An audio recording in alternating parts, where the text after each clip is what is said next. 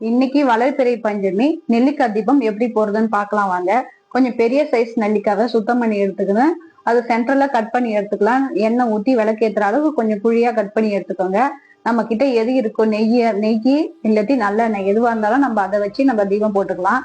எந்த தீபம் போட்டாலுமே நம்ம வெறுமே தரையிலேயே வச்சு தீபம் போட்டக்கூடாது. ஒரு தாம்பல தட்டுல பச்சரிசி, மஞ்சள், குங்குமம், பூ வச்சு அலங்காரம் பண்ணிட்டு அதுக்கு மேல நம்ம தேங்காய் தீபம் வச்சாலும் நெல்லிக்காய் தீபம் வச்சாலும் தட்டை நம்ம அழகா அலங்காரம் பண்ணிட்டு அது மேல தீபம் வச்சு ஏத்துறது ரொம்ப அழகாவும். தீபம் போறதுல எதனா டவுட் இருந்தா எனக்கு மெசேஜ் பண்ணுங்க. நம்ம வீட்டுல கப் சாம்பிராணியோ இல்லாட்டி சாம்பிராணியை காட்டும் போது அதுல கொஞ்சோண்டு வெண்கடுகு போட்டு நம்ம அந்த சாம்பிராணியை போறது ரொம்பவும் நல்லது. வெண்கடுகு நம் பாசிட்டிவ் எனர்ஜியை கொடுக்கும். வீட்டுல கஞ்சுஷ்டி, எதிர்மறையான வினைகள் எல்லாத்துக்குமே இந்த வெண்கடுகு நல்ல பரிகாரமா இருக்கும்.